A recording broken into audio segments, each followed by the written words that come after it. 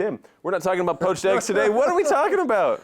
We're talking about, back it up, times that we've had to change our minds of consequence. Yeah.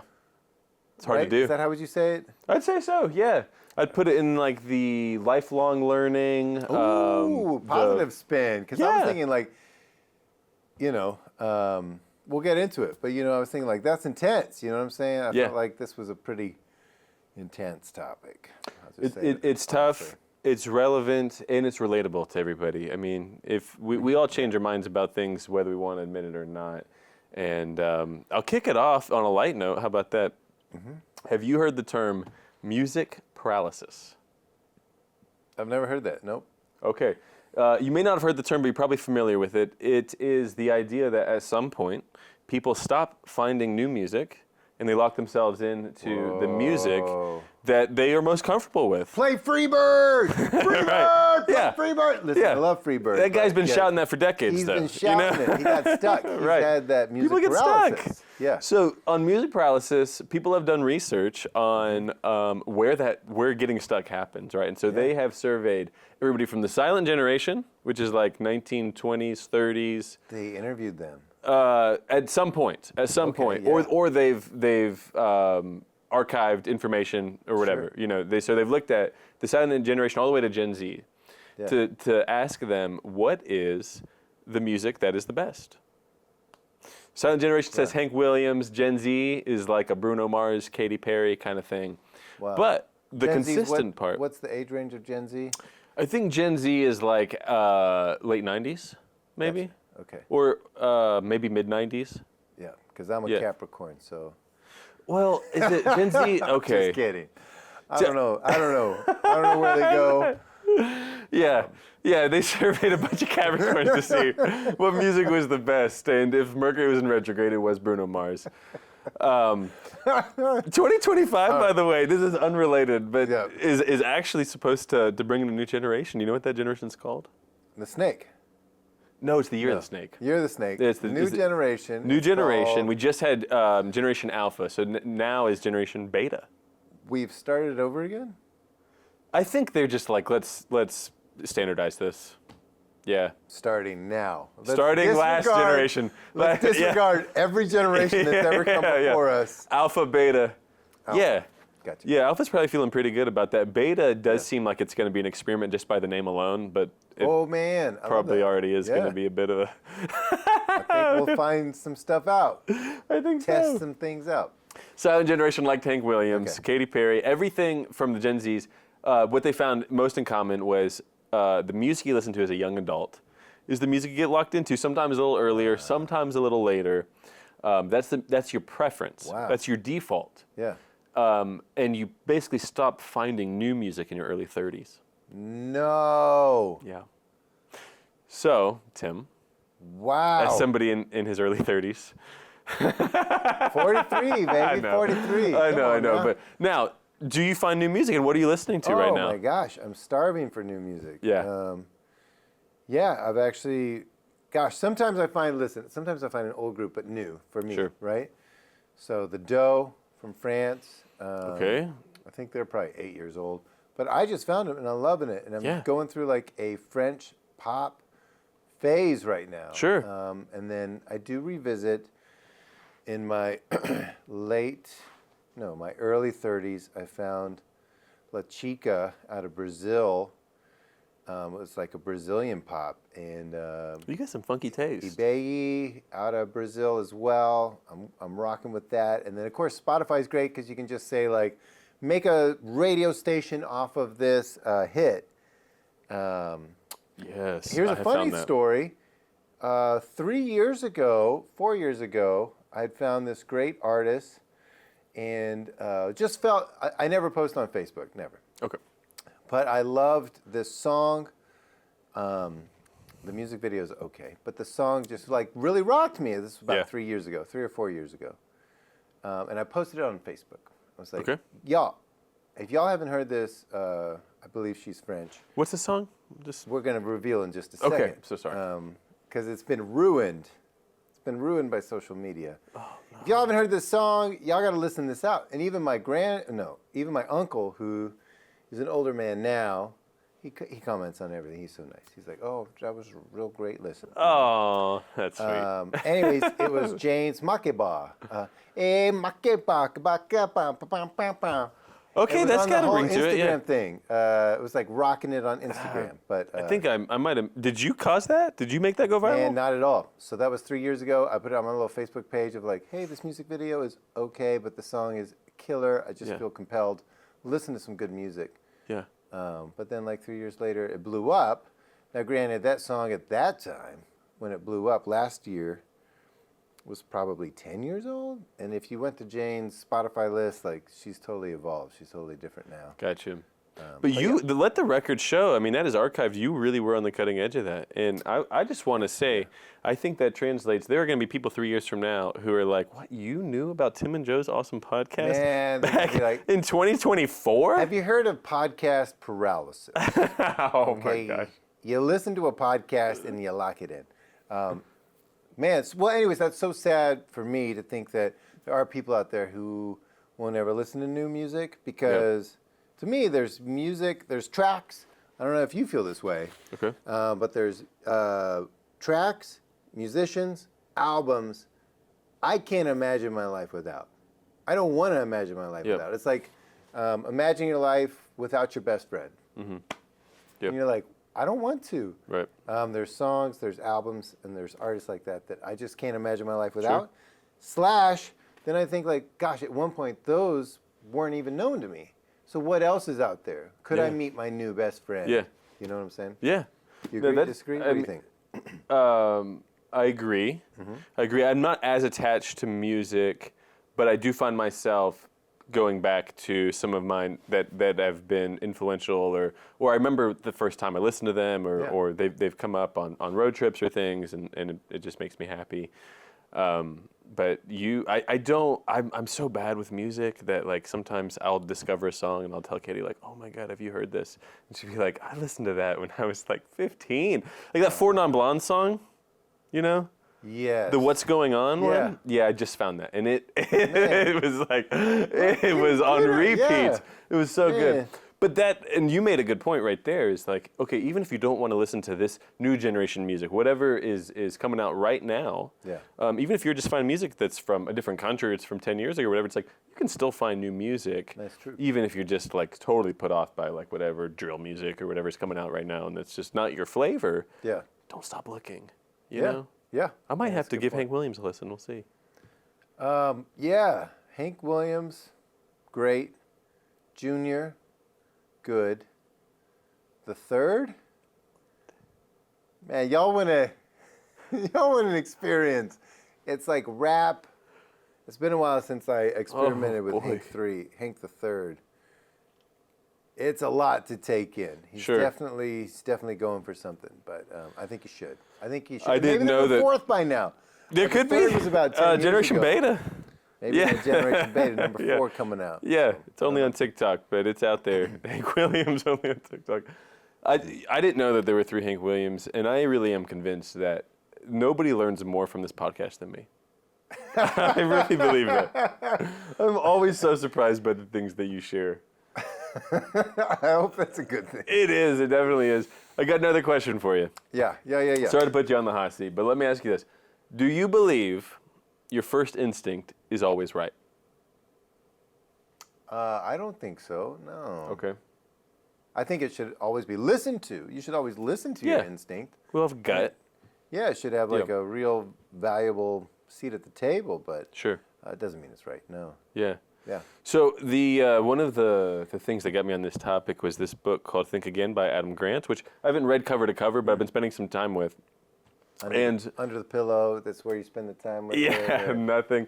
I consume no books through that medium right there. That's but it's a great audiobook. Okay. And I assume maybe it's in print. I'm not sure.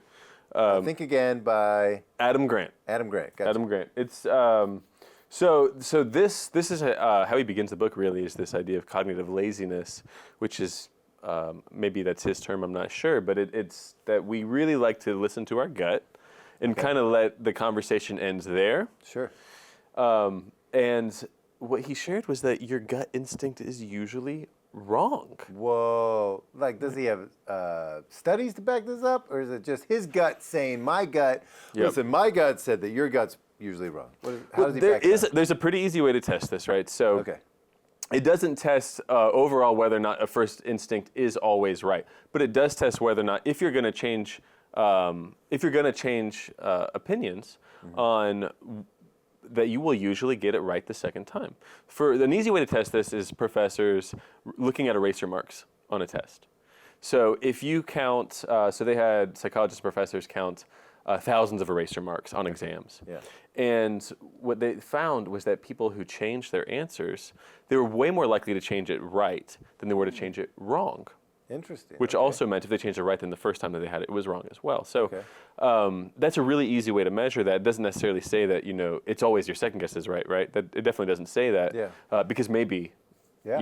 you feel really strongly about it, thinking about it again. Well, and it could also be a weak gut reaction. Yeah. Like most of the right answers that they didn't erase, maybe that was their gut telling them the beginning, Yeah. Well, yeah, that's a good point. And one other thing that they found is that when you change something from correct to wrong, it looms much larger in your brain, and you're way more likely to recall that, which is something that kind of keeps you in that cognitive laziness kind of default. Gotcha. Right? Okay. So if you change it from wrong to correct, you're not as likely to remember it. So, it just kind of keeps the spiral going. But that was one of the most... Wow. That was probably one of the biggest takeaways from the book that made me start thinking is I really need to, as I'm starting thinking, I need to be rethinking. And so that's what we're talking about today. And I love that. I mean, I barely have time to think. Yeah. How does one find time and energy to rethink? Well, Or maybe give us some practical examples. When is a time that the young Joe Sure. had an epiphany and made the hard choice to evolve, maybe? Sure. I don't know, evolve, but maybe reform, whatever you want to call it. Well, every once in a while, I think about, my brain goes down the rabbit hole of what are all the things that we think about this generation that was not true in the last generation. Or this, moment in time as opposed to 100 years ago, right? There's a lot, And then I start thinking, does that apply to the future generations, right? Are they going to, 100 years from now, what are they going to be looking back and just being like, oh my gosh, they believed what? Yeah. Do you ever think about that? I do. I think about, especially like mental health, things we were doing 80 years ago Sure. that were like, oh man, let's shock his brain. And listen, I think people are still doing shock therapy, and if it has helped you, I'm so happy. Yeah. I don't think it's as successful, Yeah. Or, I think about that. Yeah, go ahead. Yep. Well, really what that boils down to is the fact that we really don't make any progress without challenging conventional wisdom. Man, that's true. So one example that Adam Grant uses was like, I would not rely on anything, Excel, the World Wide Web, anything, on my computer if it was operating on Windows 95, right? You wouldn't trust it. Wouldn't trust it. But how many of our core beliefs have we been operating since the year 1995? Wow. What is something that you believed in 1995 that you no longer believe? Man. 95? You're from Dallas, so I'll remind you, was the last time I think they won a Super Bowl? 95 or 96? I think it was 96. I was in 8th grade. Okay. I don't know, man. You took me to a time and a place. You didn't expect that. Took me When back I to was in 1995, for me, Yeah. I believed that when an object was removed from my eyesight, it no longer existed. You were 16. So, Right. And now I believe in all kinds of things I've never Yeah. even seen, maybe. So, I've evolved since 1995. I'm Man. proud to say. yeah. I imagine you've evolved a little bit since you were in 8th grade as well. Yeah, absolutely. Absolutely. But what makes people so reluctant to reevaluate core beliefs? Yeah, I did a little prep for this podcast today, and I did some reading as well. All right. I read a couple pages, refreshed on a couple. The old-fashioned way. You're reading the old letters book. and numbers and all that. Oh, wow. Okay. Influence by Cialdini from Arizona State University. Ooh.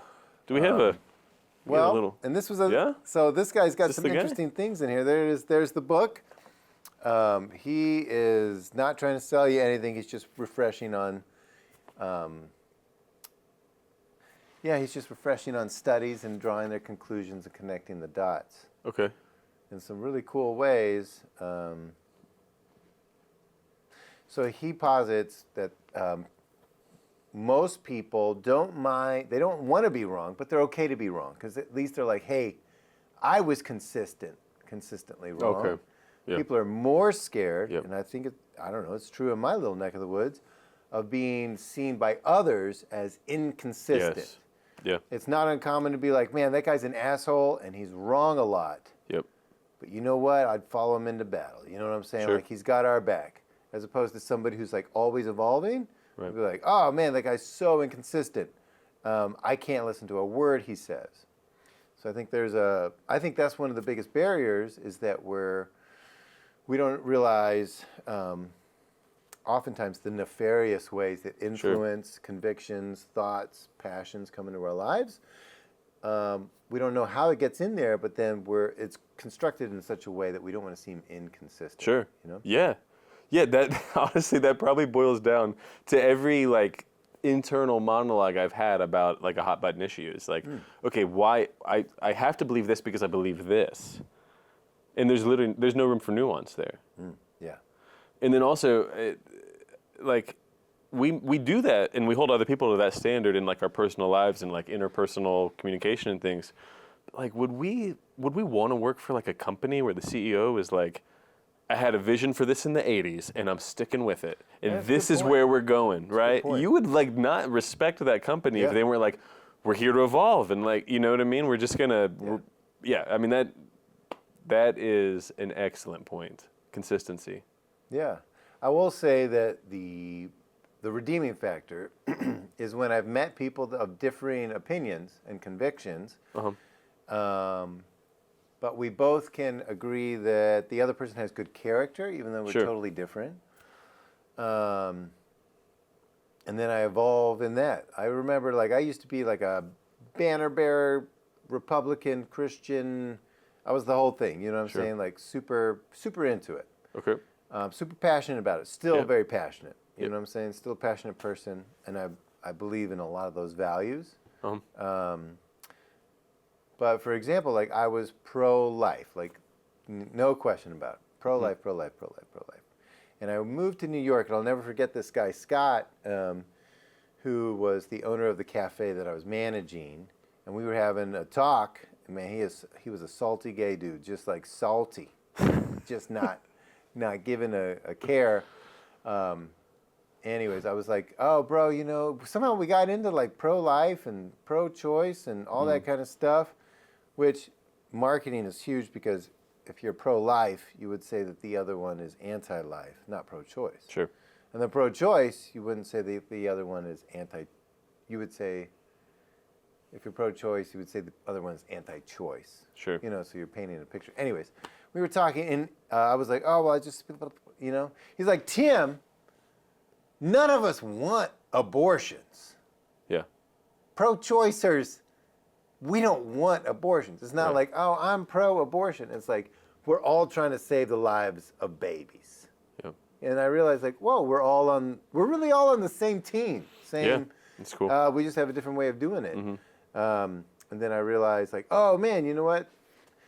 As I've done more research, because it got my head spinning, like, oh my gosh, wait a minute, you're my enemy, you're my adversary, but we're all on the same team. So it got me doing research, and you know, the abortion rate and fertility rate, all of it's all more connected to economics than anything. So strong resources for mothers and women, stability. I mean, we're not reinventing the wheel here. Right. Stability, resources, that's the path towards, people having a life that they feel confident in, you know? Yeah. Yeah, that's a good point. Yeah, I've heard things and I haven't looked into them, but it's always made my ears perk up when people have mentioned like, well, when this really pro-choice, political candidate was in office, abortions went down because they invested a lot of resources in X, Y, Z. Right. And people may fight tooth and nail on that, but that's a good reminder. It's like we're all on the same team here. And one thing you mentioned that I think was really at the root of a lot of it is that like whenever you had to rethink your belief there, it was like there's so much more wrapped up in that than it's just my belief. It's not just my belief because I put 1 + 1 = 2. It was like wrapped up in my identity. Like this is who I am. Now we're talking about my religion. Now we're talking about my upbringing. Now we're talking about the million little things that you've picked up along the way, and it's made you who you are. And so to reevaluate those, there's like a lot of uncertainty, there's a lot of unpredictability. It's a very uncomfortable feeling.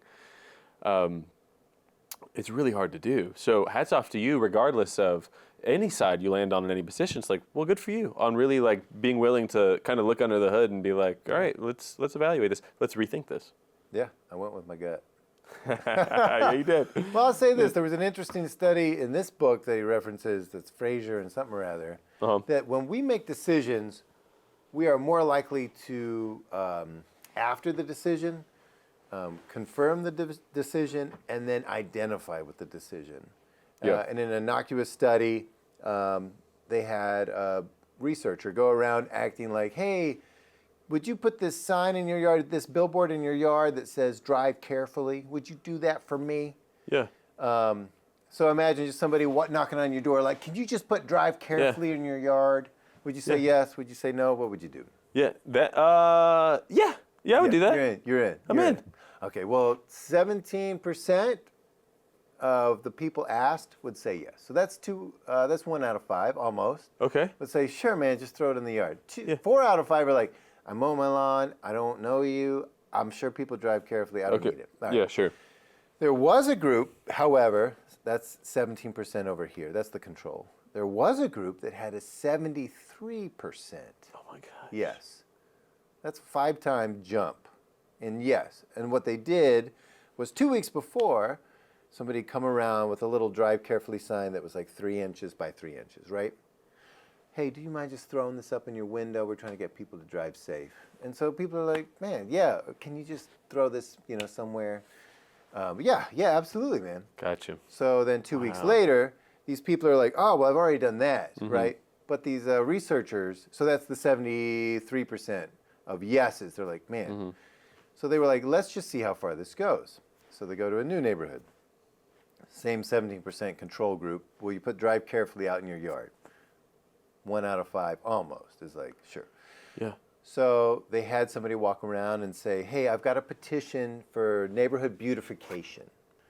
Can you sign my petition for neighborhood beautification? We're just trying to make the neighborhood more beautiful. People are like, absolutely. I love beautiful neighborhoods. And all I got to do is sign a petition? Yeah, that's all you got to do. They come back 2 weeks later. Somebody else now. No, I think it's the same person. It doesn't matter. Anyways, he's like, hey, can you put this billboard in your yard saying drive carefully? It's not about beautification. It's just drive carefully. Yeah. 73% are wow. Like, absolutely. Wow. Let's do it. Because they started to identify of like, sure. oh, I'm bringing good things to this neighborhood. I'm part of the change makers. I'm the mayor, whatever. So the idea that a small yes for something like even just signing petitions, which took you no time, is actually going to make you 4 times more likely or 5 times more likely to say yes to what their real ask is later on. Yeah.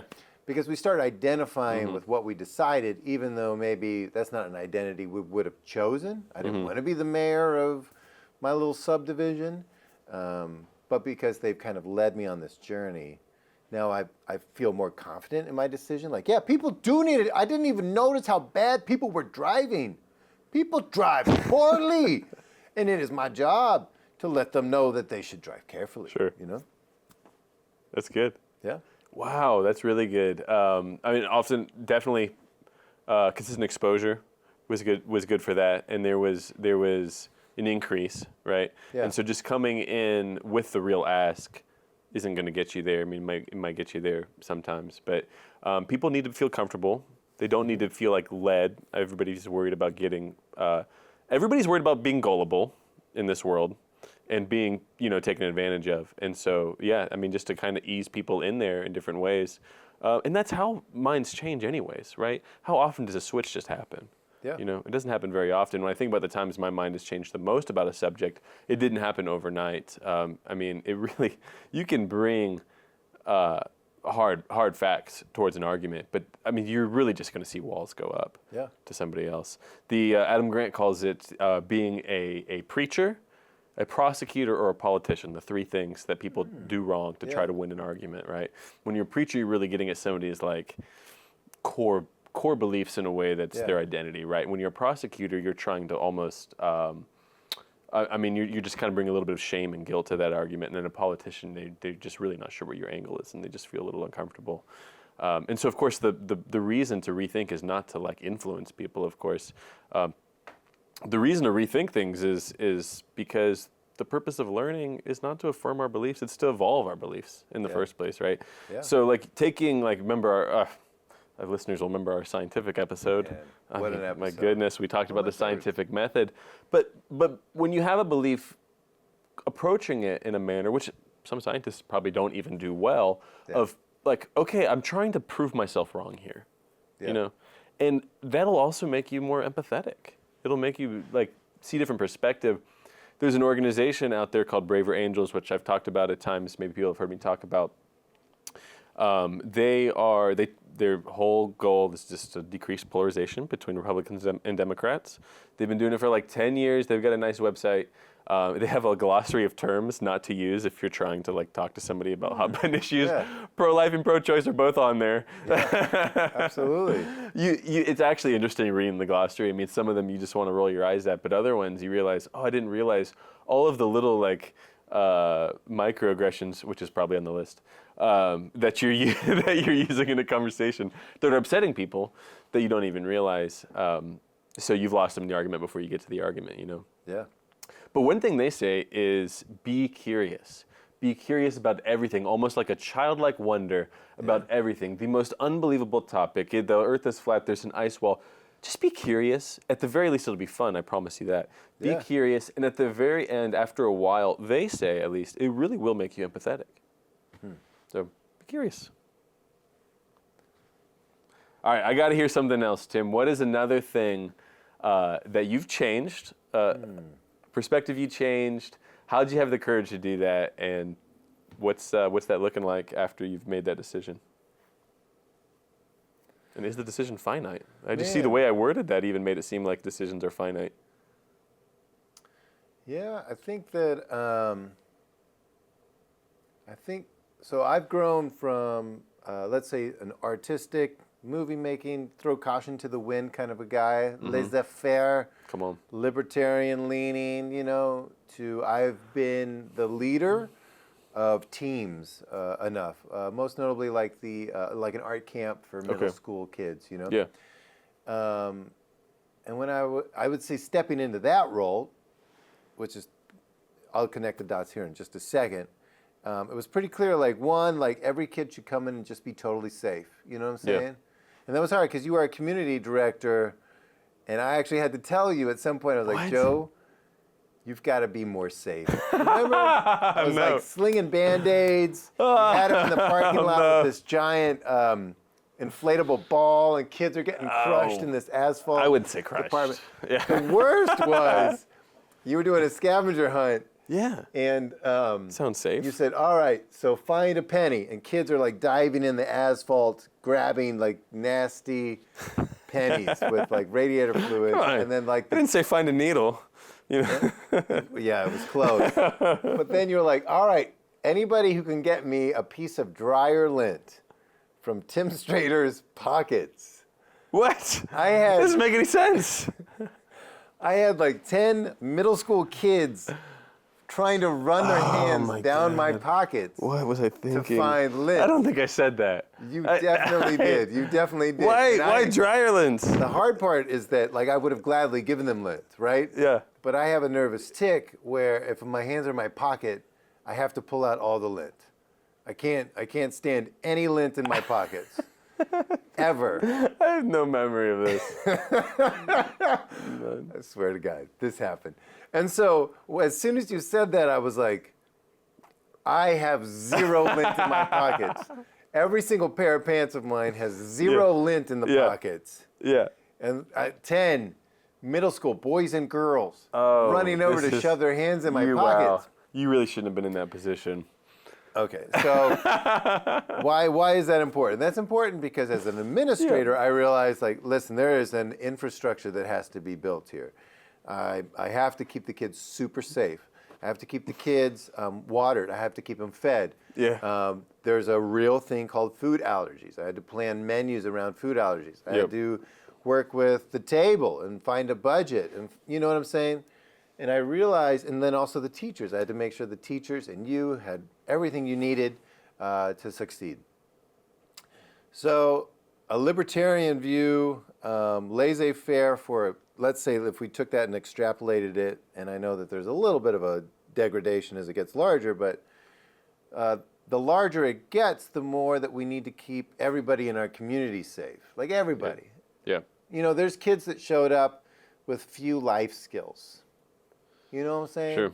Should they be more at risk for getting hurt in the parking lot than everybody else? No, it's not their fault. They don't have life skills. And even if it was their fault, even if some kid had made a decision like, Mom, I'm not going to learn any life skills, it is still my job to keep them safe, keep them watered, keep them fed, and hopefully get them to enjoy learning a new art, you know? So I will say that as I've grown older and I've been an administrator in more situations, I realized the philosophy of like hands-off approach, very scary, very scary. Yeah. But the idea of a hands-on approach with the right philosophy it creates a safe environment that magic can happen. Listen, let's talk about one of the founding members of the ACLU. Okay. Do you know who's probably the most famous founding member of a liberal organization called the ACLU? Tell me. Guess.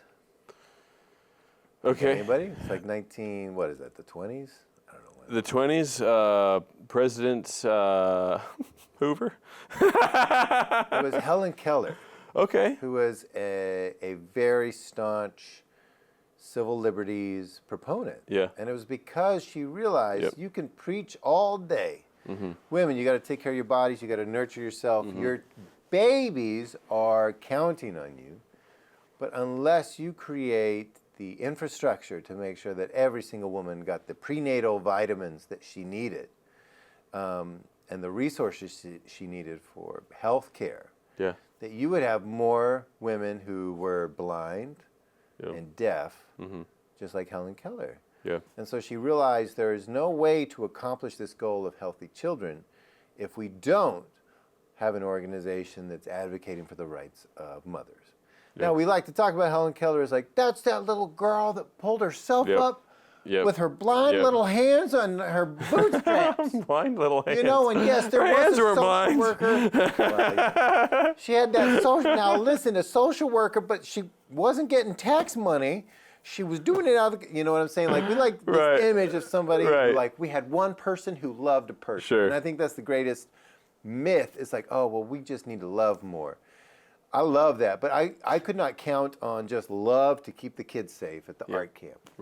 So I think as I've evolved, Because Joe's running around here trying whoa, to you're having raise these hell. kids My with their goodness. hands, their little I didn't hands in even my realize. pockets. See, that was one of the looking for Now stuff. I knew that I had. stuff in the pockets. I knew I had pushed the limits a few times. I didn't know about that one. That never even crossed my mind. I'm starting to realize you're talking. I'm like, I haven't been invited back to the Portland Art Camp. Well, And it then maybe they hadn't moved it happened. across It hadn't town. Man, it hadn't happened. It hadn't happened. But I think that I've grown a lot as an administrator to realize. Here's another thing: as I've done some entrepreneurial stuff, nothing that's been successful.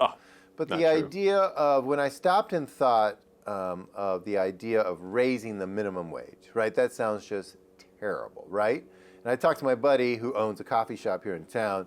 He's like, Tim, I'm just so stressed out. And I was like, oh, well, do you pay your baristas minimum wage? He's like, no, we don't pay him minimum wage. What is Yeah. that, 7.25? Yeah. We don't pay him minimum wage. Well, who does right now? You know what I mean? He pays him, I don't know, I'm not going to tell his business, but he pays him a couple bucks more than minimum wage. I was like, Yeah. great. So this is actually going to protect you. What do you mean raising the minimum? I feel threatened. Raising minimum wage is going to protect me? How? Because nobody gets to cheat, you know? If the competition wanted to hire baristas for $3 less than you, right now, legally they can do that. Yeah. They can cheat. Right. You know what I'm saying? And that's not a livable wage, but I'm sure they'll turn somebody out for that, plus tips, you know what I'm saying? Right. It actually protects you because Sure. in economics, unless there's rules, cheaters always win. Yeah. If you can find a cheaper way to do it, and who cares about the consequences because there's no rules to begin with. So then I realized, like, oh my gosh, you know, things like minimum wage, let's just even, and listen, I totally believe in the worker and them having money that is going to provide a lifestyle, a family, take care of them. Let's just focus on what the value it brings to the business owner. Like, listen, I love that. Let's stop that, though. Let's just focus on raising the minimum wage actually protects a business owner because now their competitor can't low bid them. They can't undercut them. And then I was like really awakened, like, oh, man, it's kind of like me and my buddy Scott. Like, we're actually on the same team. Like, we all want the business owner to be like crushing it, but we also want his or her employees to be able to afford food and stability, and even put a little bit away for a rainy day, you know? Yeah. So I would say those are some ways. What about you, man? I'm just jibber jabbing over here. But No, that's good stuff. Some ways you've changed over time. You've touched on, I mean, a lot of the same ones, like, you know, a lot of those same, like, hot button issues, you know, that maybe you believed very staunchly at one time. A lot of people, if they're going to make a change, they make that earlier in life. It's probably around the same time for both of us. And you know, there's nuance to all those, right? So I do feel unburdened from the fact of being consistent, and also being unsure about a lot of things, you know. But I've changed my mind from, you know, the little things, right? I think we all change our mind about all the time, right? You know, like wardrobe things and like, you know, things that don't speak to necessarily to core beliefs, although like wardrobe and like furniture and things like that, that does speak to kind of like identity. Music does too. Yeah. That stuff happens pretty frequently. As far as the stuff that matters, you know, it's been a while since I have revisited some issues, which I'd like to do, kind of with some of these new tools. A recent one, which maybe the stakes aren't super high, but like I'll tell you one that is kind of hot buttonish was during COVID. Remember the lab leak theory? That was the Chinese lab leak theory. Exactly. Yeah. That was one where I think a lot of for me and maybe a lot of people I knew, it was kind of like, oh my gosh, like they're all saying it was a wet market, right? Like it doesn't seem very consequential, but really it kind of is consequential if there's an issue like lab leaks. Like that's a big problem, right? Yeah. But a lot of people were saying like, you know, I think it's a lab leak. It just makes sense it's a lab leak, and a lot of people were saying like, they're saying it's a wet market, right? I don't know who they is, right? But like the experts, they're saying it's a wet market, right? It's a bat. It's a bad old bat. It seems like it was a lab leak. You know? There's a lot of it seems like it was a lab leak. For all our listeners in China, yeah. God bless you. And it's not slighting you. You didn't work at that lab that was called the Coronavirus Lab of China and was horribly understaffed. Yeah. And there is documents and paperwork now. But that was one, and it was because it was lumped in with a lot of other things. It's like, this is coming from that direction. We don't listen to that direction, the flat right? Earth. That, and you make, flat Earth there was a lot going on. Remember when they were like, coronavirus is from the 5G towers. That was the 5G towers up and down. Absolutely from the same direction, and that was early on. There was a study at the time, right? So not a very vast study, right? But there was a survey that was done basically that was like 1 out of like 6 people believed that COVID was caused by 5G. Like that's a lot. Like we kind of forget that was a moment. That was a moment. 5G was having a moment. It really was. 5G came out like for the Sweet 16, like I'm 5G, love all of me, and everybody was like, you got it, you got the best. So you hear something and you think, hey, that's the 5Gers talking. Those 5G groups, you know, and a broken clock's right twice a day. Yep. So but still, you know, if you throw enough out there, some of it's going to be right. But that one. there was actually a lot of good reasons why they were saying no. There was in that region, there was a lab. They were doing some experiments. They didn't have the right protocols. They've been busted for this before, and yet we didn't really listen to it because we wrapped it up in a whole bunch of other stuff that it wasn't. Man, that's a good point. And so that's a it's really non-consequential for my core beliefs and identity, but that's one where it's got to be like, yeah, I was wrong to write that off for sure. I can't say I spent much time thinking about it, but I did spend some time talking about it. Yeah. You know, and then everything like tattoos is an interesting one. Tattoos are something that kind of falls in that like it doesn't really matter category, but it's also like it is your core identity and it is permanent. Yeah.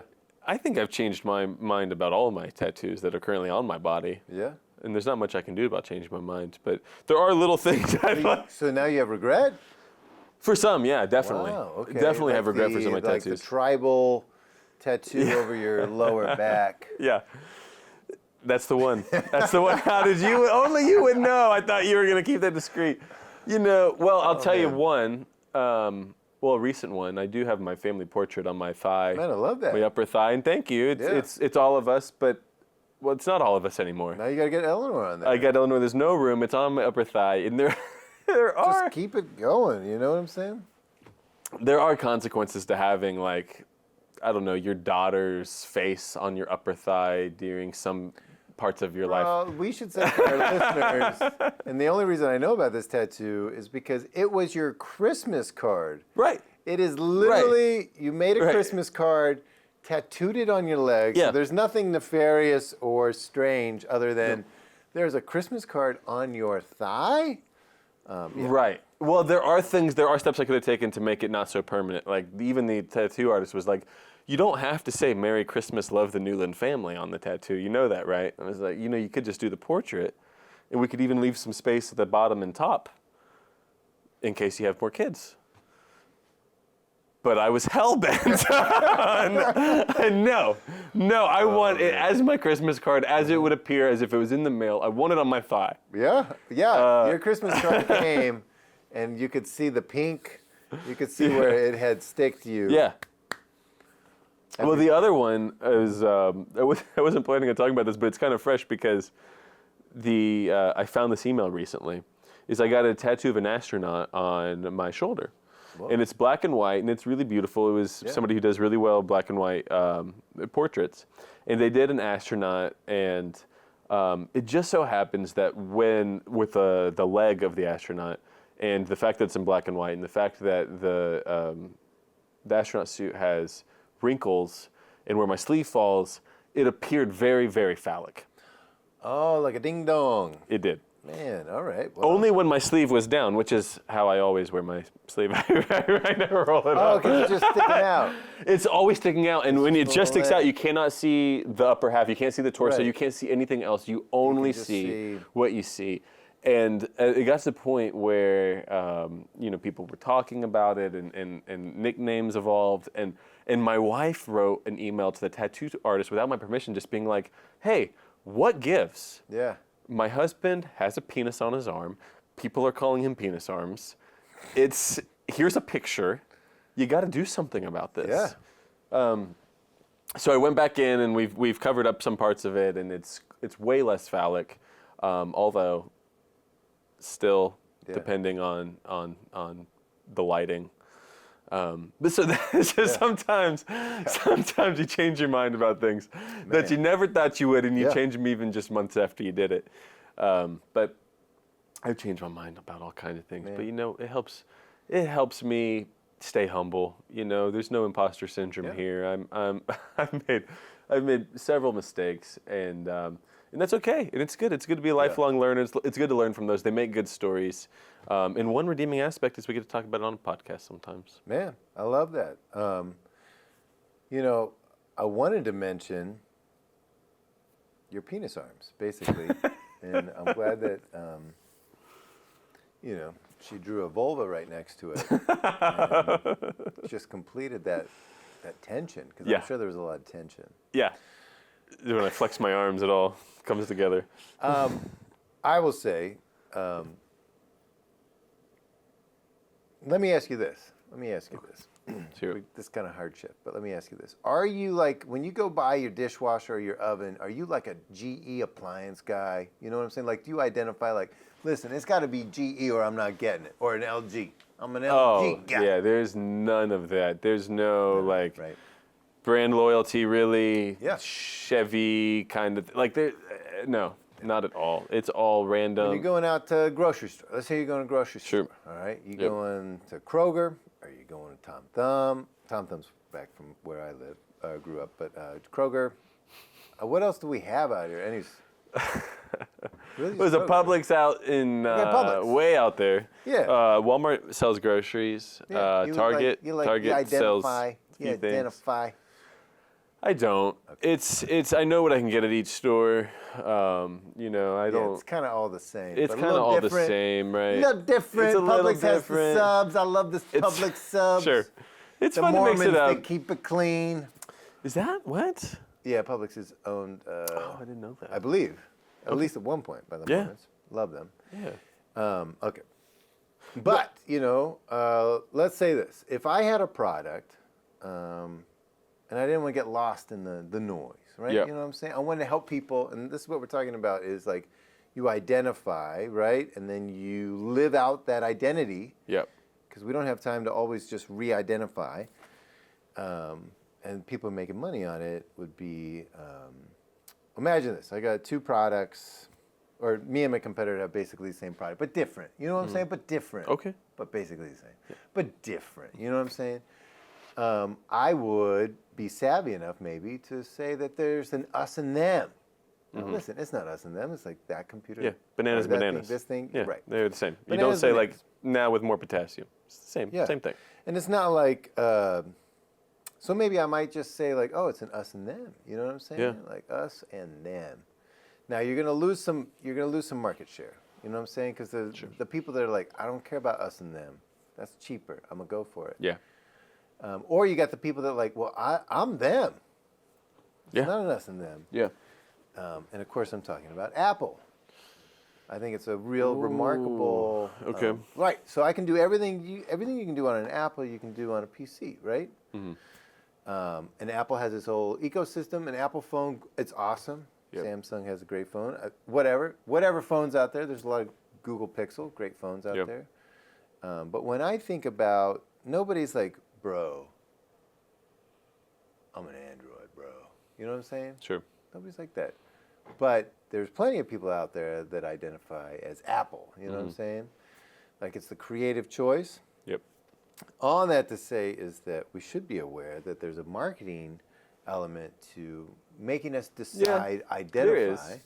There is, and I think some of that you do fall you fall in a category, and you default to that category because it's easier, and it kind of puts you back in that like cognitive laziness, first instinct fallacy because you just this is what I do because it's what I do. I don't have time to evaluate all these things. There's only so much that I can evaluate. I'm going to save it for the important things. Yeah. So you know, as far as like the brand loyalty, there's some things that I just buy and I just buy them. And until I hear different, I'm probably going to keep doing the same old thing. Yeah. And I'll try to save like the rethinking stuff towards you know, stuff that has implications beyond Absolutely. time and you know. I don't bring that up as a moral choice. Sure. I mean, I think it's a great. So listen, I'm not. I'm just saying that you're not a GE guy. I'm not a GE guy. Yeah. But the world at large has an identity that's between apples and apples. Yeah. Honestly, you can do anything on either of those. All that to say is that I think that when we feel passionately about something, Yep. we should stop and ask who's making money Yeah. on us feeling Oh, that's good. passionately about this. Yeah, that's good. That's really where I'm Yeah. going with this. Yeah. Is that there are so many, right now, there are so many pride points Yeah. that if you just stopped to say how much money is being moved around this pride point, it's startling the amount of money that's moving on. Sure. And then I think that then we should stop and say like, oh my gosh, for instance, talking about phones. Look, I want the new Samsung 25. 25, Ooh, baby. yeah, 25 You know what that's going to cost me? $1,000.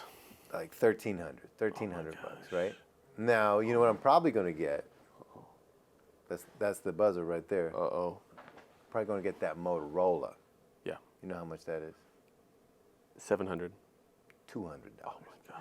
So Do it. I can still make calls. I can still text. However, Samsung has created in me an identity, which is like the choose, and then you keep going. It's like, no, I've made a choice. The Galaxy is the best phone, and I want to keep going with it. And every year the price goes up. But I'm like, well, last year I said yes, and that's who I am. I can say yes to a couple hundred more. Sure. I can say yes to a couple hundred more. Yeah. When really, listen, Right. my photos aren't going to be as good on the Motorola, but compared to like 5 years ago, they're going to look perfect. Right. But compared to the latest technology, they're not. Sure. So I'm just Yep. saying, I Yeah. think we should all be aware. It does, yeah. There's so much. Oh, and the other thing I was just going to also mention too is that sometimes our convictions are just based on simple manipulation tricks. Yeah. So it could be as simple as like sign a petition and then you're putting a thing. Could also be this, is that they found with children, if I told you a fact like, did you realize that, we're like 60,000 miles away from the moon or the whatever, we could tell you something. Kids by you like, yeah, I believe it, I don't believe it. But if I had this is what they did. They had a puppet, a sock puppet, and they were like, kids, did you know? And then they'd say a fact, right? And the kids, like, do you believe me? And then the kids, some kids would be like, yeah, some kids would say no. But if they had that same sock puppet, say, oh, the mailman's here with a letter. And then the mailman will pull out a letter, right? Oh, well, I've got a letter for you, Mr. Sock Puppet. Children, same children, right? And it's like, oh, well, let's open up and see what the letter says. They open it up. And on the envelope, inside the envelope, is the exact same fact as the control group. Wow. And they would say, oh, well, you can see here, it says that the earth is really flat. Whatever you want, right? Yeah. 100% of the kids believed it when it Wow. came out of a letter. But when it was, and it's just a sock puppet talking to them. Yeah. Not a human being. Yeah. And It was so just bringing like a third factor into the equation. if it feels like an external source, right? Yeah. If it feels like an external source, even if it's an envelope Wow. with a letter, Interesting. we're more likely Sure. just psychologically to be like, probably true. Yeah. Probably true. Like Yeah. when I said, oh, well, so You had me at the sock puppet, to be honest, but I love that. That and makes you would sense. have been into it. So I think we should all be careful as we design ourselves and rethink things to see, like, okay, well, is there any money attached to this? Which I'm into it. You know what? You want to support some causes? Go for it. Yeah. Just make sure that nobody's like the puppet master pulling strings. Yeah. And then I would say always just check. Do your homework. Yeah, do your homework. Do your homework. Don't trust the sock good. puppet, and don't That's trust good. the envelope. Trust people that are willing to say, I was wrong about. And really, and honestly, you think about going back to like CEOs, bosses, things like that. You hear that in a room, right? I was wrong about is like a really confident statement for somebody to say. If to lead, if you wanted to get you on board with something, I was wrong about XYZ and all these things, which is why I've come to understand that this is where we need to go in this direction. Yeah. That's a much more compelling reason to follow somebody. So don't fall in the trap That's it. of unwavering convictions and being on that track to my only goal is to be victorious by having unwavering convictions, right? Don't fall in that trap of not being willing to reevaluate things, or the trap of my first instinct is always right. And the first thing you brought up is I want to be consistent, right? Because there's so much more nuance out in the world. So It's true. I think that's wrapped it up. Pretty much all we can say about that. So, all right, anything else we can do to send us out of here? Let's tune in.